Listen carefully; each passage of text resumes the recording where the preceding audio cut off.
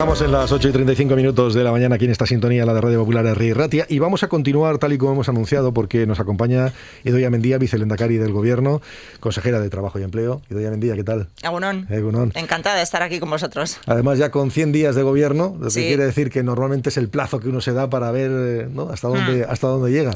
Sí, la verdad es ¿Qué que... balance hace precisamente de Bueno, han estos sido 100 días? días muy intensos, ¿no? Intensos porque estamos viviendo unas circunstancias tremendas para todo el mundo, para los gobiernos, porque es un reto al que nos enfrentamos cada día de cómo respondemos a los efectos que deja esta pandemia del COVID-19 en la vida de la gente y en los negocios de las personas, pero también muy intensos como gobierno porque evidentemente nosotros teníamos una hoja de ruta y seguimos teniendo una hoja de ruta que mira al medio y largo plazo, ¿no? Y ha sido un gobierno que yo creo que, a diferencia de otros, se pudo ver que a las 3 semanas nada más de tomar posesión ya estábamos aprobando una estrategia que se llama la estrategia Berpiztu, que es una estrategia de reactivación para la economía y para generar empleo, ¿no?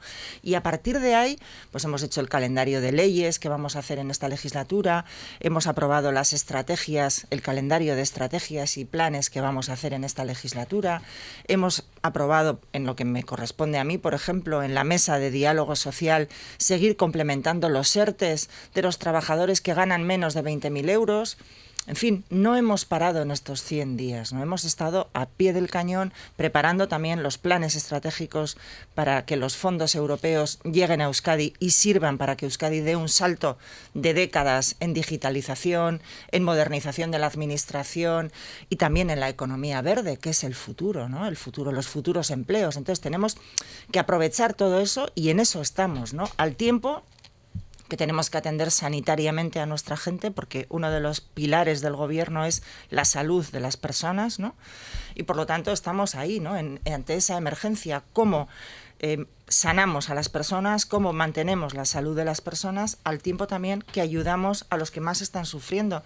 Y ahí yo creo que ha sido muy importante las ayudas a la hostelería, la rapidez con la que se han puesto en marcha, como el gobierno ha puesto una unidad de personas dedicadas exclusivamente a gestionar esas ayudas para que lleguen a los hosteleros con rapidez, y veremos cómo están llegando con rapidez. En fin, yo creo que han sido 100 días muy, muy intensos. La verdad es que yo miro para atrás y digo, solo 100 días, me parece que es mucho más tiempo, ¿no? Pero sí, estamos así. Estamos ante un hecho inédito, ¿no? Sí. El gestionar una pandemia que nadie hemos conocido jamás, ¿no? Claro, las dudas estaban ahí sobre gestionar una pandemia que no es fácil, porque muchas veces se funciona con prueba y error. O al menos hay que hacerlo con humildad, es verdad. Es decir, tú analizas los datos, en base a esos datos tomas unas decisiones, pero sabiendo que mañana pueden cambiar los parámetros y por lo tanto puedes tener que cambiar esas decisiones, ¿no? Y así tenemos que afrontarlo, con muchísima humildad, porque yo creo que esta pandemia nos ha descubierto, pues eso, que aquí nadie sabe todo ni nadie tiene la verdad absoluta. Claro, porque muchas veces se especulaba, ¿no?, en torno a que esto puede desgastar a un gobierno, lógicamente, ¿no?, porque queda en evidencia en algunas ocasiones. Sí, bueno, pero uno cuando está en el gobierno no tiene que pensar en el desgaste o no desgaste o en la rentabilidad política, sino en cuáles son las mejores decisiones para la ciudadanía, que depende de ti, de tus decisiones, ¿no? En el caso del gobierno vasco, gobernamos para Euskadi. Entonces tenemos que pensar qué es lo mejor en cada momento para la ciudadanía vasca, desde el punto de vista de la salud, desde el punto de vista económico, del empleo y sobre todo también de no dejar a nadie abandonado a su suerte, porque yo creo que una de las grandes señas de identidad que tenemos en Euskadi es esa apuesta por lo social que hemos construido desde hace más de 30 años, un sistema de protección social que en estos momentos, hombre, está sirviendo para colchón de muchas personas, ¿no? Y por lo tanto, esa tiene que seguir siendo la apuesta.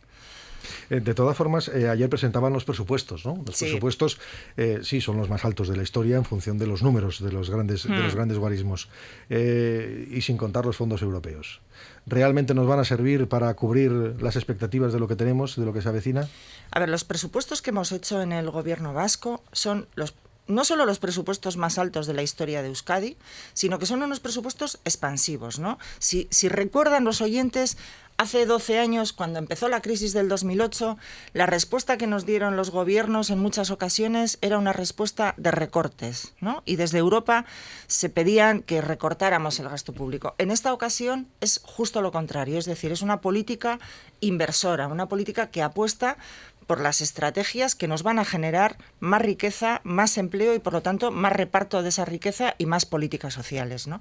Y este presupuesto responde a eso. Es un presupuesto valiente, es un presupuesto expansivo, es un presupuesto que apuesta por esas grandes transformaciones que vienen marcadas desde Europa, que desde Euskadi estábamos ya trabajando, la digitalización de nuestras empresas, de nuestras administraciones, la apuesta por la economía verde, por la transición ecológica. Hay que recordar que hace un verano aquí se hizo la declaración de emergencia climática en Euskadi por esa apuesta por la transición ecológica. Pero la pandemia nos ha demostrado que teníamos que acelerar y nos ha acelerado todo. Entonces, desde Europa vendrán unos fondos, pero en Euskadi vamos a trabajar en ellos sin pensar en eso, sabiendo que cuando lleguen los fondos nosotros estaremos bien posicionados y estamos trabajando en el seno del Gobierno con una oficina interdepartamental depurando los proyectos para que sean unos proyectos que nos garanticen en Euskadi que vamos a aprovecharnos de toda esa palanca de cambio que viene desde Europa y que nos va a permitir dar un salto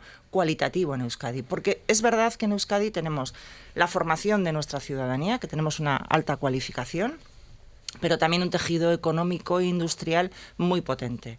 Y eso nos tiene que servir para estar bien posicionados, para que aprovechándonos de esos fondos y con los proyectos que estamos trabajando en el seno del Gobierno, hacer que Euskadi dé ese salto que le permita posicionarse muy bien en su entorno, ¿no? Porque aquí tienes que competir con todo tu entorno.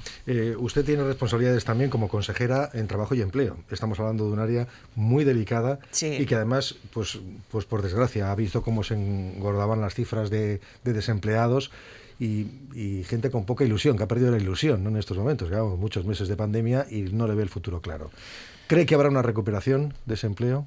Bueno, estamos viviendo un efecto que la pandemia ha hecho que mucha gente pierda el empleo, pero también hay muchas personas que están encontrando empleo. Es decir, llevamos ya 3 meses encadenados de descenso de las cifras del desempleo, porque hay personas que encuentran un empleo en el que poder trabajar.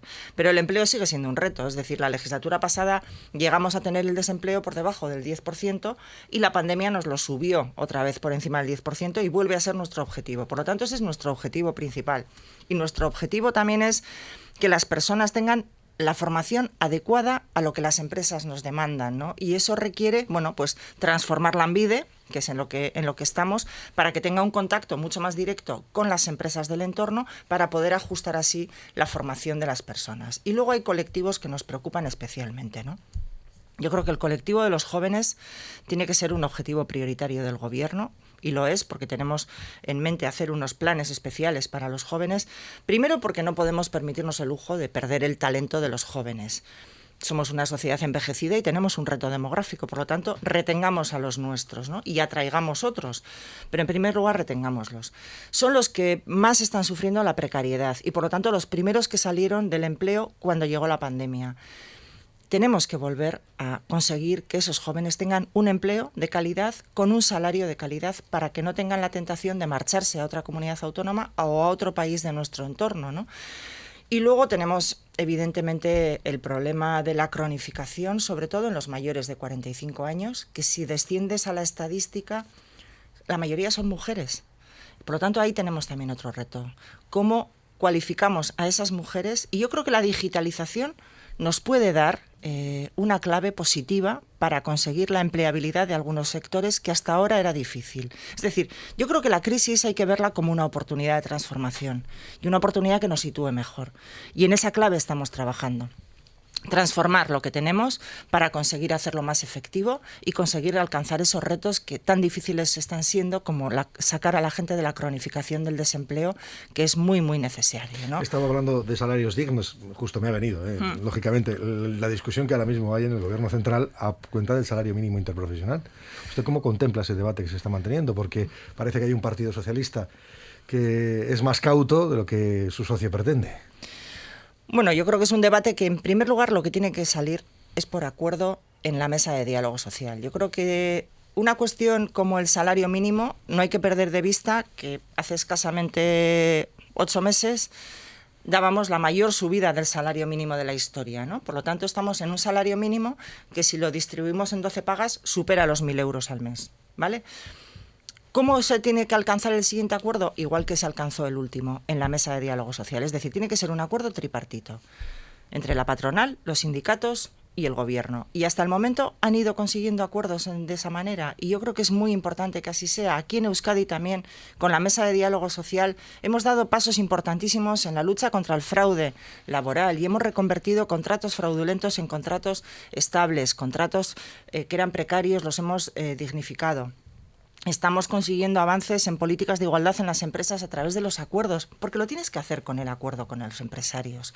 Contra ellos yo creo que no es bueno conseguir nada, ¿no? Yo creo que hay que trabajar el campo de los acuerdos, y de hecho han dado muestras muy claras en todo este tiempo que sindicatos, patronal y gobierno son capaces de acordar acuerdos que sirven para que la ciudadanía viva mejor, ¿no? Y yo creo que ese es el camino. Es verdad que hay muchos titulares y mucho ruido, pero si despejamos el ruido y los titulares y vamos al meollo del asunto, yo creo que serán capaces de alcanzar un acuerdo. Lo que pasa es que aquí en Euskadi quitamos la hojarasca, nos encontramos todavía una mesa de diálogo social que no tiene todas las patas montadas, ¿no? Hay sindicatos relevantes que no están presentes. Se lo han planteado como reto el intentar convencerles de que vayan a una mesa. Sí, bueno, yo siempre mantengo la mano tendida, y de hecho lo primero que hice cuando llegué al gobierno fue llamar a todos los sindicatos y sentarme con ellos, compartir con ellos el diagnóstico de la situación, tenderles la mano, abrirles la puerta del gobierno para que participen y enriquezcan las políticas públicas que hacemos desde los diferentes departamentos. Y es verdad que tenemos una diferente visión de cómo entiende el AILAB en la mesa de diálogo social y cómo está marcada desde la Organización Internacional del Trabajo. El diálogo tripartito es un acuerdo que se hace a través de la concertación. Y la concertación diríamos que es una manera de acordar sin votar, y por lo tanto ese tema de mayorías y minorías que pretenden, pues no es así como funciona la mesa de diálogo social. Pero en cualquier caso, la mano está tendida, el diálogo es permanente, y yo quiero que los sindicatos sientan que este departamento escucha a todos, ¿no? Pero eso no es óbice para que la mesa de diálogo social siga adelante. Hay una apuesta clara por parte del gobierno vasco por la mesa de diálogo como una herramienta para hablar de industria, de empleo, de igualdad, de salud laboral, que también es muy importante, de educación, de formación profesional. Por lo tanto, esa va a ser la hoja de ruta del gobierno, y ellos pueden sumarse cuando quieran, porque están invitados a ello. ¿Hasta ahora qué le han transmitido? ¿Le han transmitido interés o no? Bueno, eso yo creo que le tienen... Porque lo que han dicho aquí es que no tienen interés. A eso tendrían que responder ellos. Yo creo que es una ocasión única para sindicatos y patronal el poder sentarse en una mesa con el gobierno que diseña las políticas públicas y poder influir. Yo así lo entiendo. Pero sabe que su opinión es que este gobierno está tocado por los planes de CEBEC, por ejemplo, o de la CEO, o de Confebask. Bueno, esos son titulares, ¿no? Yo creo que hay que ir más allá de los titulares. Las políticas que está haciendo este gobierno son políticas alineadas con Europa, alineadas con el gobierno de España, y que miran al futuro y miran a la transformación de Euskadi. No podemos obviar lo que está pasando en el mundo, no podemos obviar que en estos meses de confinamiento hemos dado todos en nuestra vida diaria un salto en digitalización enorme. Se ha cambiado el concepto del trabajo, del concepto de la oficina, y todo eso tiene que tener una respuesta institucional en políticas públicas, pero también en leyes, porque yo llevo años, y Pedro Sánchez también, y estoy segura de que lo conseguirá en esta legislatura. Necesitamos un estatuto de los trabajadores a la altura del siglo XXI, porque los empresarios necesitan una nueva legalidad y los trabajadores también, porque necesitan tener a sus derechos laborales reflejados en una ley que responda a las realidades en las que ellos tienen que trabajar cada día, ¿no? Vemos trabajadores en plataformas digitales, no solo los riders que vemos en las ciudades repartiendo, sino también profesionales como arquitectos, abogados, que también trabajan para plataformas. Por lo tanto, tenemos que dotarnos de esas herramientas, porque mirar hacia otro lado de lo que es la realidad no responde a las necesidades de la gente. Y yo creo que el realismo es el primer pilar desde el que tienes que aportar en la gestión pública, ¿no? Y yo, desde luego, humildad y realismo. ¿Qué es lo que tenemos? Hacer un buen diagnóstico y ver dónde puedes mejorar, y luego pues mucha humildad, ¿no? Y también saber reconocer que en ocasiones, pues yo creo que también las planificaciones en los gobiernos han ido mejorando, ¿no? Antes se planificaba y hasta que no terminaban los 4 años no evaluabas. Ahora la evaluación es permanente y por lo tanto tienes la capacidad de corregir si esa planificación, ese diseño que has hecho de unas políticas que pensabas que iban a funcionar, ves que no están funcionando y las puedes modificar. Por lo tanto, yo creo que todos estamos en ese campo, ¿no? de trabajo permanente y de mejora permanente. Y los sindicatos, igual que la patronal, igual que los partidos de la oposición, tienen la oportunidad de influir en las políticas. Al gobierno le corresponde gobernar y ya está. Y es eso, ¿no? Pero el resto de agentes políticos, económicos, sociales, tienen la posibilidad de, por medio del diálogo y el acuerdo, influir en las políticas que hacen los gobiernos. Yo creo que esa es una ocasión que no debiera de desaprovecharse. Pues ya que ha mencionado precisamente los partidos de la oposición, estábamos hablando antes de los presupuestos. ¿Usted cree que hay justificación para no apoyar unos presupuestos de estas características en la situación en la que estamos? Hombre, yo le diría que por experiencia política seguramente, bueno, pues todo el mundo puede poner excusas y de hecho ya se empiezan a escuchar algunas excusas preventivas para no aprobar los presupuestos, pero yo creo que los ciudadanos que nos ven a todos lo que hacemos en todos los lugares, lo primero que deberían de ver, ¿no?, es si somos coherentes en todos los sitios y defendemos lo mismo en todos los sitios, ¿no? Entonces, si los presupuestos de España, según todos los partidos que los están apoyando y los van a aprobar, son unos presupuestos progresistas, unos presupuestos avanzados, unos presupuestos que responden a la crisis económica, hombre, pues si venimos a Euskadi y tenemos unos presupuestos que tienen una renta de garantía de ingresos bastante potente, con un sistema de protección acompañado de vivienda, de ayudas de emergencia social muy potente y muy completo. Si hacemos una apuesta por el empleo, si hacemos una apuesta por inversiones estratégicas, hombre, pues yo no encuentro la razón para que, si has apoyado los presupuestos en Madrid, vengas al Parlamento de Vitoria y no apruebes los presupuestos, o no te abstengas y facilites la aprobación presupuestaria, o no intentes, a través de enmiendas, mejorar esos presupuestos, ¿no? Es un poco inexplicable porque, bueno, pues hay partidos como EH Bildu, por ejemplo, ¿no?, que están en contra de España, son independentistas, en contra de la monarquía, del ejército. Van a aprobar unos presupuestos con todo eso. Y luego vienen a Euskadi, que es la Euskadi de la renta de garantía de ingresos, la Euskadi de la ley de vivienda, y van a votar en contra. Yo, la verdad es que no lo entendería. Y lo mismo puede ser aplicable para el Elkarrekin Podemos, ¿no? Bueno, en el caso de Euskal Herria Bildu se ha cruzado con Arnaldo Otegi, que estaba aquí. Una última pregunta, además, que le hacía en torno a los presupuestos. ¿Por qué esas diferencias, ¿no?, con respecto a los presupuestos en el Gobierno Central o Navarra y la actitud aquí? O se hablaba de que es que no se quiere tocar la fiscalidad, por ejemplo, no lo quiere el Partido Bueno, pero a ver, Vasco. la fiscalidad, vamos a ver si no nos hacemos trampas en el solitario. Se habla mucho, por ejemplo, del impuesto de sociedades. Hombre, en España están hablando de que el tipo mínimo de sociedades lo quieren poner en el 15%. Aquí lo tenemos en el 17%. Hombre, son 2 puntos más. Por poner un ejemplo de fiscalidad, sin ir más lejos. Por no hablar de que aquí la fiscalidad es muy progresiva, etcétera, etcétera. Sí, bueno, ya falta de analizarlos, pues hablaba también de que igual se ha quedado corto a la hora de pedir solamente un endeudamiento de un 2%, algo más de un 2%, ¿no? Cuando no hay límite para endeudarse. ¿Cómo que no hay límite para endeudarse? Con criterio, es lo que manifestaba.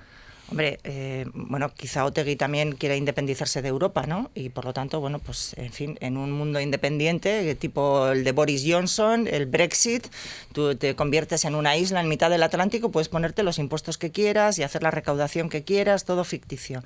Pero si vivimos en el seno de la Unión Europea y tenemos un objetivo de déficit marcado, aunque flexibilizado por la crisis, bueno, pues esto lo tenemos que acordar entre todos. Y el margen de endeudamiento que nos hemos pactado en la Comisión Mixta del Concierto Económico es un margen de endeudamiento que nos permite hacer un colchón de toda la pérdida de recaudación que hemos tenido este año, es decir, la cubrimos perfectamente y además nos permite tener unos presupuestos de crecimiento económico, unos presupuestos de inversión históricos en un momento en el que realmente lo que necesita la sociedad es inyectar dinero. Y además es un gobierno que demuestra que haciendo esa apuesta de hacer los presupuestos más grandes de la historia de Euskadi, es que cree en la sociedad vasca. Nosotros estamos haciendo esa apuesta de ir a endeudamiento precisamente porque confiamos mucho en Euskadi y en su capacidad de recuperación. Porque estamos convencidos de que si apoyamos a los sectores, hacemos inversiones estratégicas en industria, en políticas económicas que ayuden a esos sectores de futuro, que van alineados con la Unión Europea y con el Gobierno de España, vamos a salir de esta y vamos a salir más fortalecidos y, por lo tanto, ese endeudamiento podrá ser cubierto en el futuro sin ningún problema. O sea, es una apuesta de confianza del Gobierno vasco en Euskadi y en los trabajadores y trabajadoras vascos, ¿no? Por lo tanto, yo creo que los parámetros de endeudamiento son correctos. Pues estamos ya casi en el final. Por cierto, ya que le he mencionado a Arnaldo Otegi, ¿qué le parece lo del asunto del Tribunal Supremo y esa repetición del juicio?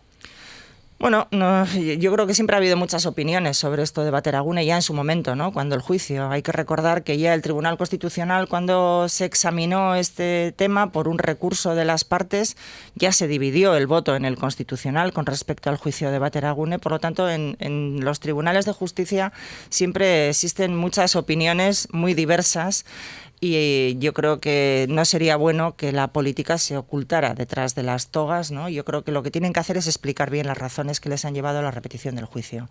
Porque a veces los jueces viven en un mundo propio, muy judicial, muy jurídico, pero la ciudadanía, porque es un poder del Estado, el judicial, tiene el derecho a saber cuáles son las razones en derecho que les llevan a la repetición del juicio. Cuando se había pedido la repetición y no se había producido y ahora se produce, bueno, pues que expliquen por qué entonces no, por qué ahora sí, ¿no? Yo creo que siempre es bueno las explicaciones y que la gente lo entienda, porque todos nos debemos a los ciudadanos.